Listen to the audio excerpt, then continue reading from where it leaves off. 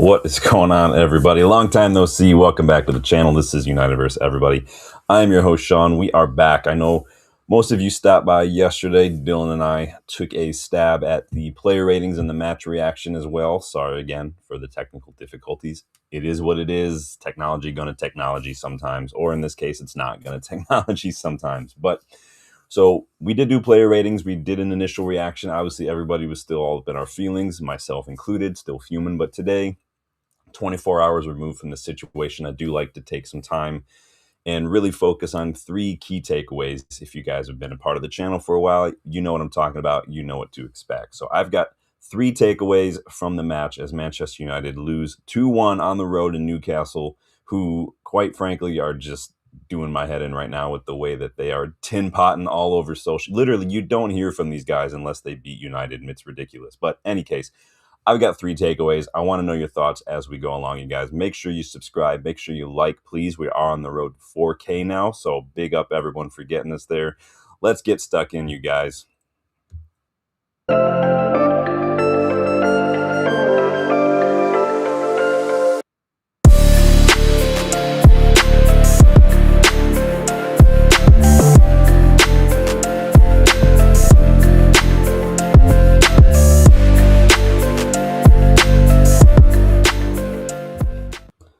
So obviously, we were all pretty upset yesterday. I think it goes without saying, right? We got bullied, we got pushed, and it's not even that. Like, I guess you want to give Newcastle credit, right? They played. They outplayed us left and right. United just didn't show up yesterday. We looked slow, we looked lethargic, all that kind of stuff. I mean, it's honestly it's been coming for a little while, but I think that yesterday it reached a new low. So let me start with my first thought. Let me first see who's involved here in the chat today. Big up. Danny's in the house. Big up, Danny. Good to see you again, my friend. Hope you guys are having a good day. I don't know what the weather's like where you guys are today, whoever's watching, but it is been raining all day long. It's miserable. My sinuses are killing me, but we are going to trudge through. So let me get started with thought number one, you guys. The penny drops. Now, I said it yesterday, and I'll say it again. This result was coming. It nearly happened already once or twice in recent weeks. If you look at the way we've been playing, the performances have just not been good enough in recent weeks, and we are riding our luck a bit with last minute goals. We are, looking at relying on our goals from guys like Shesko, late last minute moments of magic from Bruno and whatnot, and some halftime team talks from Michael Carrick, like we saw recently against Crystal Palace. That led to a big second half resurgence. We're relying too much on stuff like that. And when you rely on that kind of stuff, you can get lucky. A bit of luck never hurt anyone. You do need it now and then. You do need to win ugly now and then. But eventually the luck does run out when the performances continue to stay inconsistent or way below par. And again, where a bit of luck can salvage something from a poor performance, eventually the results will catch up to the performances, whether they're good performances, the results will get there, like maybe in a new manager's case when they're trying to implement a system, or low performances, the luck will eventually come. So good or bad, the luck will run out. But why do we start games so slowly? There's no urgency yesterday. Nobody switched on defensively. Everyone's just standing around, especially when that early chance that they put a ball into the box. I think it was Trippier, and it kind of bounced off the crossbar. Everyone's just watching things happen. Lamens is kind of rooted to a spot. He and Euro don't really honestly, that could have easily trickled in, and Euro Lamens would have just been staring at it. Nobody's decisive in key moments yesterday. Everyone's just kind of like, nope, someone else take care of it. I can't do it. Happy to play backwards passes, horseshoe patterns passing around. Very little direct vertical play from us. I mean, again, where is the urgency? It's seconds to go. We're literally in stoppage time. We need to get the ball in the box. Harry Maguire's on the ball. And instead of just putting it in the box, getting everyone in there, he stops and passes it back to Euro. And then the final whistle blow. Like, that kind of thing happened over and over and over again. There's just so much indecisiveness yesterday. And why? My question is, why do we do this? Is the plan to rope-a-dope a little bit, let our opponents kind of wear themselves out because it's not working? Is the plan to just soak up the pressure and hit them on the break, kind of like what we see someone like Palace do? Because that's not working either, because we don't play quickly enough and we don't play direct enough. Is there been too much rest between matches? Is everybody a little rusty? Or maybe like egg salad sandwiches, we just don't travel well. Maybe going to Newcastle was just a bridge too far for us. I don't know. It's not good enough either way. We can't keep waiting until halftime for it to change. Michael Carrick's got to be on the touchline, just like telling them like, "Hey, speed it up. Let's go, you guys." It's not good enough, and it's not entirely Carrick's fault, right? These same players have been doing it for years, but a big part of being manager, head coach, whatever you want to call it in any walk of life is solving problems. You are a problem solver. You're not a manager like Liam Rose Sr. would say, but you're a problem solver. And solving problems is a big part of the job, including the ones that you inherited and maybe aren't even necessarily fault. It's still your responsibility. It's your job. It's something that you've got to do on your to-do list. So whether it's Michael Carrick, whether it's somebody else in charge, identifying the bluffers in the squad, lighting a fire under these players is going to be a priority. Come back next week though on that, because when we do the kickabout, because Dylan and I are going to each kind of select our players that we think should be in this summer's bomb squad. So keep a lookout for that. Those are your must sells. So that's what we're going to be doing next week. Let me get back and caught up on the chat, you guys. Make sure you like, please. Make sure you subscribe. Yeah, Danny did call it 2-1. I had it at 1-all, if you guys remember my preview. And for a second there, it looked like that was going to be it. And then just lo and behold, come with Malasia, come at the hour. Don't worry, we're getting to Malasia. We'll get there. Danny says, not taking our chances coming back to bite us. Yeah, Bumo had a shot. We had so many balls pinballing around the box that we just couldn't get in there. That free header from Euro needed to be on target. Like, I mean, technically it wasn't on target. It just, and fair play to Ramsdale. He made a couple of really good stops as well. But again, what was Bumo doing leaning so far back, for instance? Bruno opening his foot just a little too much on that chancey that he just put wide instead of wrapping his foot. Little things like that. I said in the preview that we're not going to get too many chances. We need to make sure we take them, and we just didn't do it. And that will, like Danny's saying, that will come back to bite you in the ass. Bloody Abe, welcome back, my friend. Hope you're doing well. Says Amorim won, manager of the month. Didn't Carrick already win, manager of the month? Wasn't that for January he won that? I don't remember now off the top of my head. I'm pretty sure he did, but yeah, we have a few player and manager of the month awards this season. Bruno obviously just won his fourth player of the week award from Premier League, but big up, Bloody. Box is in the house. Big up, Box. Good to see you again. Following Aaron, welcome to the channel, man. If you guys are new, please consider subscribing. If you want to get involved in the channel, check the memberships. We've got all sorts of perks and everything. It's not just badges and emojis. We've got a WhatsApp group for starting 11 and Legends members. Legends members get all sorts of perks too. They get to join in on the kickabout virtually if they want to share their thoughts, and they also get early access to exclusive videos like the interview I did with a football agent the other day. That will be popping up for Legends members soon.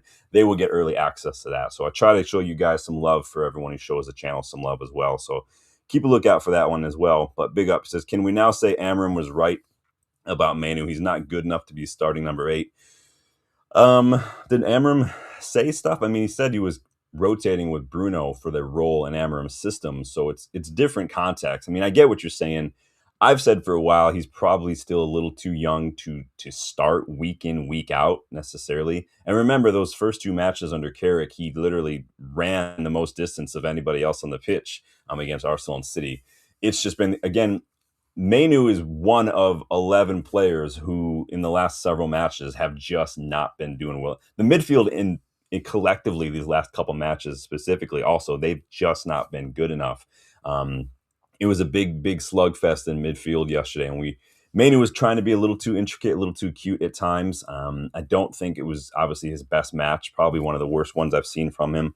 But I don't think he's bad. I don't think he suits Amorim's system for sure, and it's difficult to pin down. I think if we played a 4-3-3, we had a straight up out and out holding midfielder as a 6 and Bruno and Manu as 8s. I think or if we played a 3-5-2, for instance, I think you'd see a different side, but I think he's caught in between positions. I'm not making excuses for him because he was not good yesterday, but I don't know if I'd go as far to say he's not good. I mean, you're not saying he's not good, but whether or not he's good enough to be a starting number 8 week in, week out is questioned to explore in the future, whoever comes in as a permanent manager, right? But we don't play 8s, unfortunately. We have a double pivot at this point. So, but I hear you. Welcome, though. Welcome to the channel.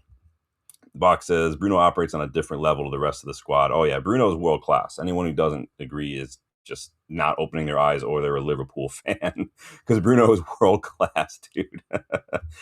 Debazi says, we are the team that can make an average Tonali day look like World War. Tonali is an excellent player. And I don't remember seeing him a whole lot other than Tonali's job yesterday. You guys remember the way Declan Rice used to play for West Ham? Just like a force, just had to be everywhere to basically cover for everyone. That's basically what Tonali did yesterday. He was popping up in the box when we were kind of getting chances. He made that excellent block for Shesko's opportunity. Like, Tonali is a very good player. I really like Tonali. It's always difficult to get players out of Italy. Obviously, we know why, a big reason why he left Italy to go to Newcastle. Rumors are he might want to leave. I don't know if any Italian clubs can afford him. Like Serie A is not really flush with cash. They've been struggling for the last couple of years. So we'll see what happens with Tonali. He wouldn't be my first choice, but he definitely wouldn't be outside of the top five. He's a very, very good player. Mbumo didn't have his best game yesterday. We know that. He just wasn't. We weren't able to get that ball forward enough, I think. Obviously, Shesko was a bit isolated because we just weren't getting it forward. And then when Mbumo did have chances, he just kind of didn't take advantage of them. Again, that one he put over the bar because he was leaning back stands out in mine. And I cannot tell you how frustrating it is when I watch professional footballers go full Fernando Torres 6 yards out and just put it into Rose's head. Like it does my head in, man. Just don't lean back. If you're striking a ball, don't lean back, guys. It's not hard. Big up Bilal's in the house. Welcome, Bilal. Good to see you again. Box says a lot of United fans still slate and don't rate Bruno. Yeah, I don't get it. I really don't. I don't get how United fans can't be like Bruno is our best player. He's about to break David Beckham's single season assist record. He's got more than 100 goals, more than 100 assists since he's been here. Like, I don't know what else this guy can do for you, honestly, but it is what it is. Moving on, number 2, another rebuild. Yeah, I know, right? Speaking of, bomb squads, something else Dylan and I spoke about yesterday was the shocking drop off in quality when we get a few injuries or when we have to make substitutions. Nothing personal against the guy, but we had to bring on Tyrell Malacia for fuck's sake to help us out when Mazraoui went off injured. And honestly, Malacia was solely responsible for their winning goal, in my opinion. Like, what is this guy doing here? Literally, what is Malacia doing here? So some of you guys were telling me Maguire could have done better. Some of you guys are even telling me Lamage could have done better. I singled out Malacia because Malacia is literally just standing here, not doing anything whatsoever. Like, look at him. It's like somebody called him from the crowd or something. Like, literally no idea what he's doing. It's literally like he just shut down mid play. Just was like, I got you, and then like that's it. It's freaking like, what are you doing, dude? Oh, it's even better. Like, he just decides mid play, I don't want to be a footballer anymore. Like, nope, I'm done. And like, look at this junk. This is we can watch it in real time here. Check this shit out. Just nope. He doesn't even. Like, what is he doing? Oh my goodness. We gotta watch this again. God. It gets worse and worse every time I watch it, man. But this is my point. Like, we've got a whole nother rebuild coming. Like, Malacia.exe just stopped working suddenly. Apparently, I said from the first season, Malacia is just not good enough. Ten Hag's talent identification was literally below the mud. It was worse than in the mud. I just don't know what's happening. Like, literally, all you have to do is just foul the guy. You remember when we played Aston Villa and there was that opportunity for Lenny Euro to foul Morgan Rogers way high up the pitch before he even got past Diogo Dalot? Just take the foul. Take the yellow at that point. At least we'll save a point. That's all Malacia has to do. That's game management. That's footballing IQ. You do take the cynical yellow sometimes, and that's all you had to do is just pull him to the ground. Grab a hold of shirt, pull him to the ground. We'll defend the free kick outside of the area, and that's it. And he just stops, dude. Like, but this is my point. He's still here, Malacia, and we had to bring him on when Mazraoui was forced off with a knock. These players aren't going to win games for us. Malacia, you don't bring on Malacia to win a game for you. Don't bring on Ugarte. And no offense to Xerxes, you don't bring on Xerxes and say, yep, he's going to win the game for us. It's not going to happen. And how many times have we conceded that exact same goal this season alone? Like, it's embarrassing. Someone mentioned yesterday in the chat, guys like Kukonki or Aiden Heaven maybe should have been brought on instead. And I agree to an extent. Maybe if we had thrown caution to the wind, switched to like a 3-5-2 there and just brought on a couple, like an extra center back or something and threw everybody forward, maybe that could have made a difference. I don't know, but it is what it is. Aside from Malacia, like I said, Ugarte didn't hold himself in high esteem yesterday, slipped on the ball under very little, like really no one was in a couple yards of him, and he slips and just gives away the ball and they get a transition. Shaw struggled with pace, the pace of the game. Dallow's been poor recently. Mount's always injured. Dorgu's injured at the moment. DeLid has just completely disappeared off the face of the earth altogether. Leach just picked up something that I hope isn't going to become a long-term issue. Xerxes had a few good moments. Again, Xerxes is frustrating because he does the things that you don't expect someone who looks like him and plays his position to do. He's got a really silky touch. He always seems to get himself out of trouble, but he doesn't use his size. He's not really a good goal scorer. But these are the things that we're trying to rely upon, man. And then you get to the facts that Bruno might leave, Casemiro will be leaving, etc., etc. We are in another rebuild situation yet again. We are literally in a never-ending rebuild situation, man. The never-ending rebuild of Manchester United Football Club. I will say this, though, in terms of what we saw yesterday on the subject of just poor playing, poor performances, it takes zero talent, zero natural skill to work hard, to switch on, to show a little bit of energy, or prepare for these matches. Zero talent whatsoever to do those things. That's free. Just saying. Let me get caught in the chat here where you guys are at. Tobias says Bruno redeemed himself. Yeah. I mean, there's no more Bruno. I mean, if it were anybody other than Anthony Gordon, I would be a little less. I can't stand Anthony. He's such a diving little brat, dude. It's freaking annoying. Dennis says that's on Wilcox. Yeah. It is what it does. It is. Yeah, he did concede a penalty. That's going to happen, and we were critical of him for conceding a penalty. I think it was an extremely soft penalty, and I think if Anthony Gordon, of course, you're going to know Anthony Gordon's definitely going to go down. He's definitely got a diving reputation. He's been called for it many times too. It was contact, but there was also contact from Sena Lamens on Jacob Ramsey, and that wasn't considered a pen. So again, contact is not always an instant penalty, and that's the rule that they changed a few years back. So. Says Malacia was confused, dude. He must have heard someone call his name in the crowd the way he just whipped his head around. He was like, wait, what? Ten Hag was out there hey, come on, Malacia, come on. Following Aaron says, Carrick reminds me a lot of Ollie. Sitting deep, the counterattacks, relying on moments to win the game, especially in the last few games.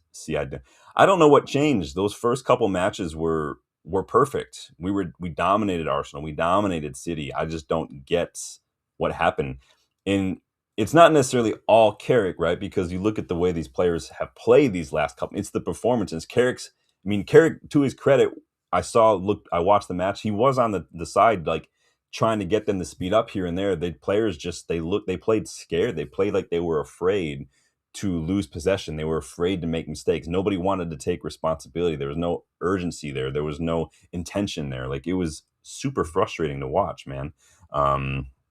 I don't get it personally. So Devices says, Sean, you're as old as me for that Windows shutdown team. Thank you. It's funny. Dan doesn't think he's ever going to. He shouldn't be playing in the first place. I forgot he was still here. Honestly, remember he was on a plane to Turkey, and Wilcox stood in front of the plane, waving it down, no, don't let him leave. Let's go. It's embarrassing, man. It's absolutely embarrassing. Yeah, like I said, Xerxes, he looks good, on the ball, right? But that's what I mean. He doesn't do enough. He's not the guy that I rely on to get a game-winning goal. He doesn't use his size very well. Now, it's all well and good to get an extra attacker on the pitch, I agree, but when that extra attacker is Xerxes, does your confidence level in maybe not getting something to getting something, does that increase at all? It doesn't for me, is all I'm saying. Now, it's not a matter of right and wrong it's just the way I see things. So I'm more than open to hearing anybody disagree with me on that one. So Bala says, I'm not slagging off Malacia. He hasn't completed 90 minutes. Yeah, and that's what I said yesterday. This is also the kind of thing that happens when you don't utilize your squad a little bit more. When you not only does Malacia just not good enough, let's just put that out there, but then he's not playing. He wasn't supposed to be here. But then now we have to rely on him, and he's not played. And this is the kind of stuff that happens. It's the same with Ugarte. we're not playing Ugarte, but then all of a sudden we find, oh, what if Casemiro gets injured? Our only option is Ugarte. Well, lo and behold, Ugarte is not playing. Now, there's the other side of that argument where like we're only playing once a week. We shouldn't have to rotate. I agree. It's not about rotating just for rotation's sake, but you've got to use the squad just a little bit. The problem is we've also not been in situations recently where you can really say we can afford to make wholesale changes. It's not like we're up 2-0 with like 10 minutes to go or something, or 20 minutes to go, or we're in a cup tie with like, Grimsby Town, although that's not going to go our way, is it? But that's it. Like, and the reason we can't do that is because these players got knocked out of the FA Cup, got knocked out of the EFL Cup. They didn't qualify for Europe, and now that's the point. Like, it's a shit situation to be in. It's annoying to watch though. Let's see. Debas says Shesko received 0 passes. I mean, he did not get a lot of touches. Again, it was a very, very, very isolated job from Shesko. It's very easy to defend against our strikers in these last couple matches because we're just not getting the ball forward. And again, I said it yesterday, fair play to Newcastle. They weren't sitting deep. And I showed you guys that chart ahead of time. They spent a lot of time mid-block, and then they look to get you on the break. Now, they did press us a little bit high up the pitch, but they cut off the passing lanes.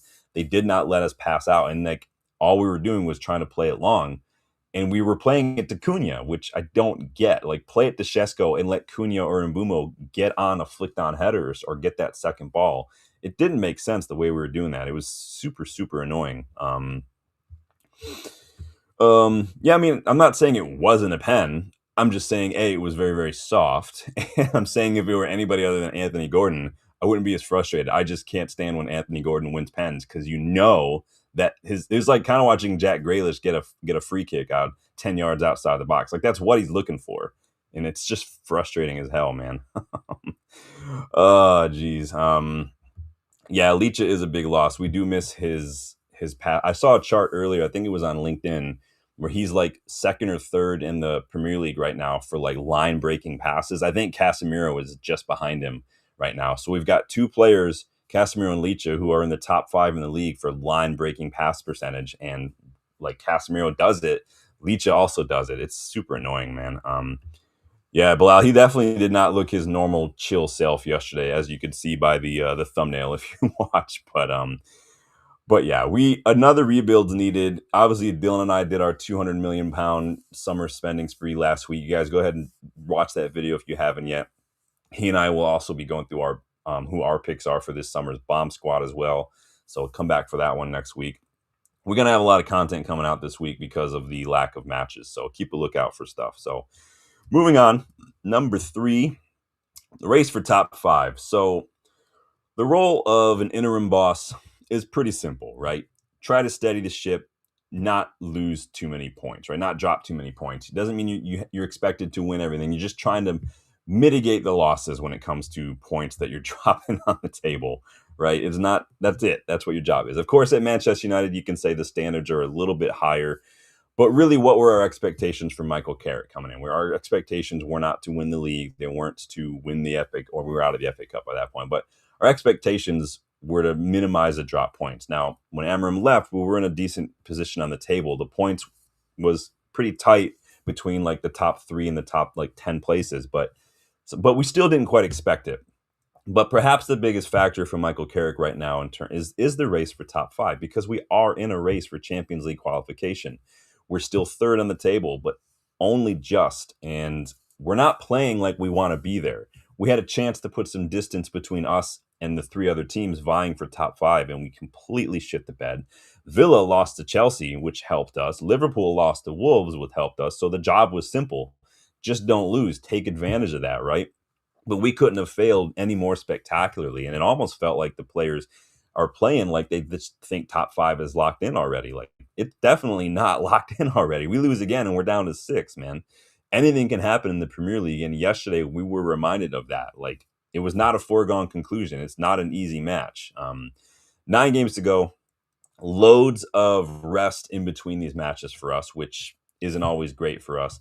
Our rivals are competing on multiple fronts, which you could say does help us. But Carrick and the players need to switch on. They need to knuckle down. They need to go to work in the final stretch of the season, because we very easily could fail to qualify for Champions League. It is a race, and we have stumbled a bit, and we have got to pick ourselves back up and finish strong because we could be missing out, man. Bilal says we just have to accept our players or doorknobs. Well, that's an insult to doorknobs, Bilal. Come on, you're better than that, bud. Box says the quality league is fairly poor. Oh yeah, the league is shit. Don't let Arsenal fans try to tell you the league is a good league. It is a shit league. Look how bad Liverpool have been. Look how bad we have been. Look how bad even City really have stumbling. Like and still look at the fact that City could still catch Arsenal. We're in third. I mean, Villa have been garbage and they're they're in fourth. Like the league is crap this season. Nobody wants top four. It's embarrassing, man. It's absolutely embarrassing. Spy says Liverpool are facing Everton before us. Yeah, we definitely need to beat. We've got Chelsea still to go. We've still got Liverpool to go as well. So those are some big matches for us. We got Villa next. That will be a big one as well. So we do have some big matches. Obviously, Arsenal still have to play City as well. So that's a big match. There are some big 6-pointers in there as well for all the teams vying for a Champions League spot. And so we definitely need to take advantage of that. Spy says needs 7 wins of 9 games to guarantee a UL spot. I mean, that's a big ask. That's a very big ask. Danny says not confident with this squad. Cass, Bruno, we get it's we need to get our recruitment spot on. And I feel like again we say that every summer. We always seem to be like we're in a rebuild. We need left back, right back. We need midfielders. We probably need a striker, left winger. It's embarrassing. I've got 2 videos popping up soon. I've got a left backs that I want us to look at video and a right backs I want us to look at video. It started as one, and then I kept adding more to the list, and it was getting very long, so I had to split it into 2. So I've got 2 of those coming up for you guys. Keep a lookout for those. 5 left backs, 5 right backs that I think would come in and definitely improve our squad for sure. Some of whom could probably start as well. Asaban Welcome says if he wants this job, he must start Ahmad. I mean, I hear both sides, right? Ahmad wasn't having some great performances. He ended up getting dropped, and then he came on as a sub and looked really great the other day. Started him and just obviously not great. It is what it is. We were all screaming for Ahmad to come on yesterday, and the problem I don't think necessarily was Mbumo did miss his shot. I get that. I don't necessarily think it was just that Mbumo was bad. I think it's a big part of it. And again, look at Shesko, for instance. He wasn't bad. We just weren't getting the ball up there enough. So they didn't have much to. They had to come and search the game. If you look at Cunha's heat map from yesterday, you'll see that there's a big red blob inside of his half on the left-hand side because he had to drop deep to come and get involved in the game because we just weren't getting the ball forward. Now, a lot of that has to do with the way Newcastle play, but if you zoom out the lens and look at the way we've been playing, a lot of that has to do with how slowly we play, especially building out from the back. It's too slow. We have to be more direct, more vertical, up the tempo, man. It's a really, really bad look right now. Box doesn't think Ahmad does a lot. Ahmad does a lot. He'll get the ball into the box, like hands down. He'll get the ball into the box.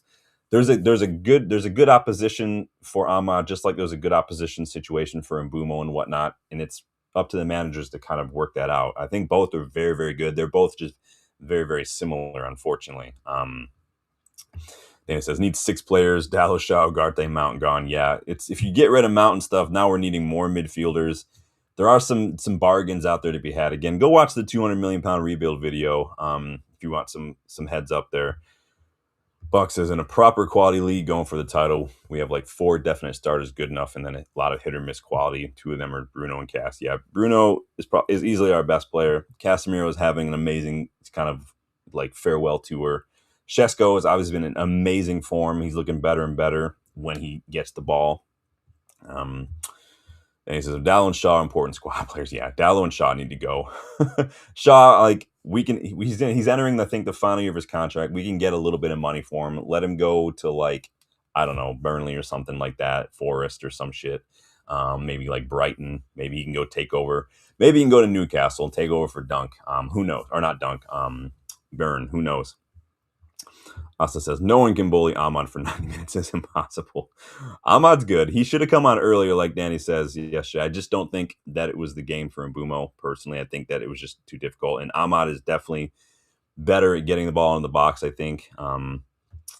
Yeah, but we do struggle. I mean, I know the commentators are going on about it, the media are going on about it like it's some big shock and all. It's not too it's not too unbelievable that when a team goes down to 10 men, they do tend to make themselves more difficult to break down. Everton were already a park the bus side with 11 on the pitch, and when 10, when especially when they were goal up, you're never breaking that down. It's harder. You'll ask a lot of ex players, they'll tell you it's actually a lot more difficult to play against 10 men at times because of the way those teams will set up when they are down a man. Now, again, fair play to Newcastle, they didn't do that. They kept on the front foot. And the reason why is because they had the belief because they were the better side. There was no need for them to do that. They could go down to probably 9 or 8 men and they'd probably still bully us all over the place yesterday. Again, Peter Banks was a big help for them too. Shout out to referee Peter Banks for shitting his diaper every time the Newcastle crowd yelled, and literally for changing the Newcastle players' diapers every time they went to ground. What an absolutely cowardly display from that asshole. Like, it's not why we lost, of course, but he still, referees do deserve criticism. I mean, even Alan Shearer had a go at him yesterday for being cowardly every time the Newcastle crowd yelled. Like, he literally was influenced by the crowd at that point. But when it comes to deserving criticism, yesterday the spotlight is squarely on United. They've been playing like this for weeks, and luck ran out, and that's going to happen. It doesn't mean Michael Carrick's a poor coach, but he does need to fix it. He does need to figure it out. Again, his options are limited. You know, we're without our two starting center backs as well. Mizraoui went off injured when we already were missing Dorgu as well. It's difficult. I get it. We do need some players back fit. Maybe see if Lacey can kind of get back into the match day squad too. I would like to see a little bit of energy in there as well. Um, Super annoying. Let me get caught up here in the chat, you guys. What are we gonna do here? Bilal says Aston Villa should get one of their players sent off against us if they want to win. It's just go in with 10 on the pitch. That would be funny. Oh, is that a rule? Do you have to have 11? Can you just go in with 10 if you want to? That would be hilarious. Box says Euro good enough to start. Not for me. Manu not at the moment. Mizraoui doesn't offer a lot. Mizraoui, remember this is Mizraoui's first start since before AFCON, and so again, you got to use the squad. He should have been starting a little bit more ahead of Dallo for me, in my opinion. And so I do want to do that. Again, same with Malacia, like Bilal pointed out earlier. Malacia doesn't play. Like, he just doesn't. But what he did, and I showed you guys, like, he literally just decided, his brain just shut down mid-play. And it was like, nope, I'm good. Like, he just gave up, man. So I get it. But oh, I forgot Spurs kicked off against Palace too as well. It's only a half hour in. Let me check that. You guys, while I'm doing that, hit that like button for me. Please subscribe if you guys haven't done so yet. We are on the road to 4K. Danny, I still see it as 0-0 on mine, man. Let's see. Oh, what is this guy saying? Box says Joe Linton should have been sent off. Yeah, I do think that Joe Linton is lucky not to get sent off and it's surprising to me that VAR will start looking at that moving forward in terms of second yellows. And so what he did yesterday after getting the yellow, clapping at the ref sarcastically, that is typically a second yellow. And honestly, the linesman should have said something and he should have been sent off. But, what are you going to do? I mean, it's only United who get that kind of shit. Asa says, how can you bring out Malacia while you have Heavens? Well, Heaven and Malacia are different players. Now, Kakonki could have been the other one. Malacia is a left back. Kakonki is a left back. Heaven's a left-sided center back. So I hear you. He could have maybe got some points. Maybe it's just a straight up like for like. But again, Malacia is not like for anything except for like a practice cone. The guy is just not good enough. And it sounds so disrespectful and mean. I just never thought Malacia was good enough. Like, he runs around, God love him, but he's just not good enough, man. It really is. Tabasta says, I don't blame the ref. I would run away if angry beer belly Geordies would be slurring. Daddy says, agree Heaven should come on Malacia. I think Malacia probably could have held his own there, just playing him kind of in we could have shifted a little bit to I think Malacia or Heaven probably could have done better. I mean, he's better on the ball, that's for sure. So, dang. Bilal says, you remind me of the rules. You can start a game with 7. Interesting. We probably still would have lost, man. Box says, Lewis Hall should be signed, upgrade, and I will. Keep an eye out for my left back video. We will be looking at 5 left backs. Maybe Lewis Hall's on the list. I don't know. You'll have to wait and find out, you guys. Box says, Paquetá was given a second yellow for referee disrespect. Yeah, I mean, Jack Fletcher just got handed a 6-game ban for mouthing off to the referee, so we won't be seeing him anytime soon. So that's the biggest thing. The biggest thing is there's two things. And really they're kind of related because the issue is inconsistency, but the reason there's so much inconsistency is because the quality of refereeing in England in the Premier League is just not good. We like to say VAR, VAR, VAR like it's this entity. VAR literally stands for video assistant referee. It's just another referee. And when that same referee is also the guy who's on the line at some games, or like the head of the lead official in some games, who is still the same crap referee, that's what you're going to get. So now remember, we spoke several months back that they are starting to have VAR specific referees now, and they are doing specific training for. So we're going to see a whole new wave of completely unknown referees whose job is only really to do VAR. So maybe that will be better. I don't know. I just don't think that something is a good idea when you've got to make these many changes to the laws and all these different things just to justify having it. Like, it's not. I just don't. I think at the end of the day, it's all it's doing is making referees look worse.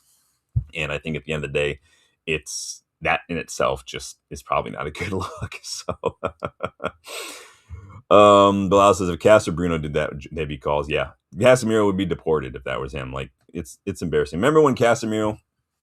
I was at the game when the Crystal Palace game when he put his hands on Will Hughes and got sent off.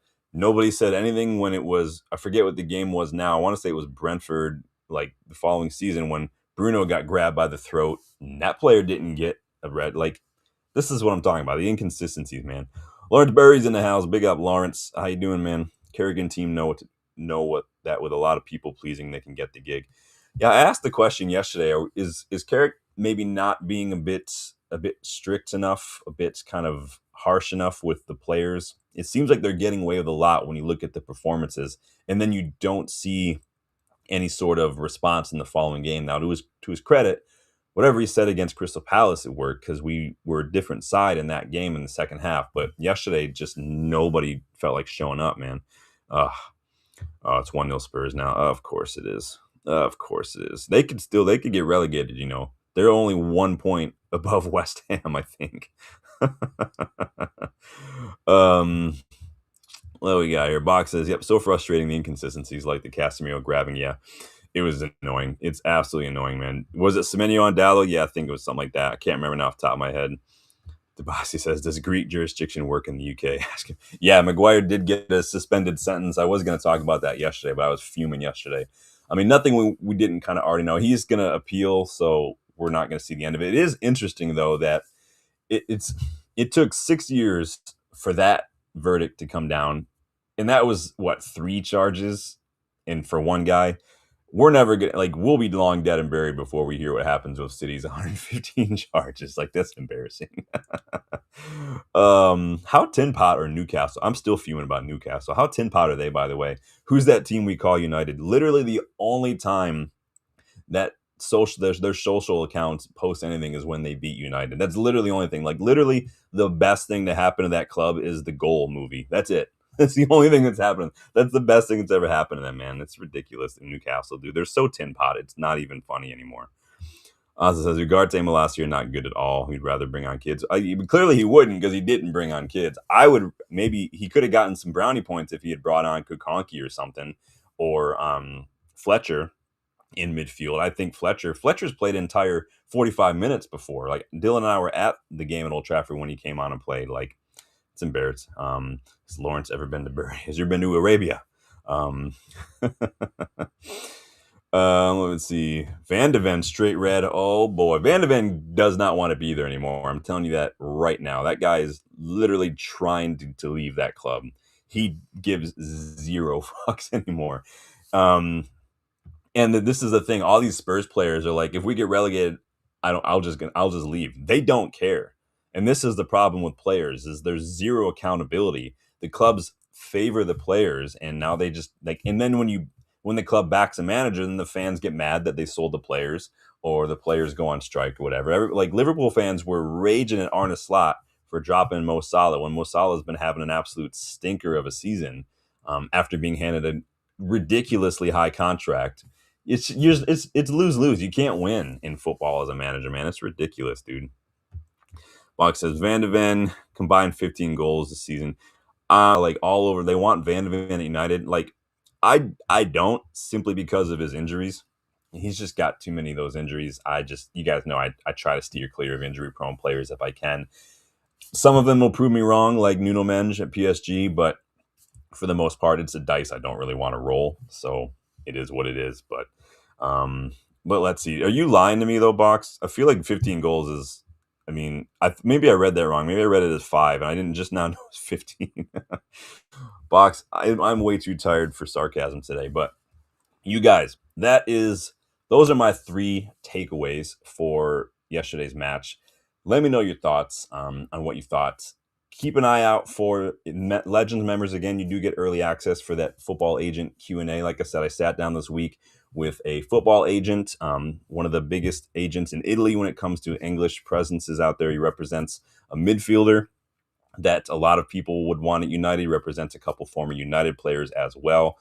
So keep a lookout for that one, you guys. Again, Legends will get early access to that as well. I've got fullback videos coming out soon. I've got another scouting report coming out soon. Dylan and I will be doing a bomb squad video next week for players we think should. And then we'll have the preview for Aston Villa, because that's right around the corner as well. So I appreciate you guys stopping by. It is 1-1 Spurs and Palace, big up. So, but like the video if you guys haven't yet. Subscribe if you haven't yet done so. Consider sharing, hyping some old videos on their phone, you guys. We are on the road to 4K. Check the memberships as well. It's the best way to get involved. And then if you guys want to, below the video player, you'll see some sample products. Go check out the Unitedverse Everybody store if you haven't yet done so. Tons of one-of-a-kind gear in there you can't get anywhere else. It's not expensive. It doesn't go to the Glazers, and it supports the channel. Lots of ways to support the channel. Lots of ways to get involved. I love seeing the community grow. I love getting you guys involved. So Dabasi wants a sneak peek. Go check out the post section of the community post on the channel's homepage. I did put a little sneak peek of the thumbnail. So if you guys recognize the person, you might know who he is, but keep a lookout. So take it easy, you guys. Enjoy the rest of your day. I will see you guys on the next one. Take it easy.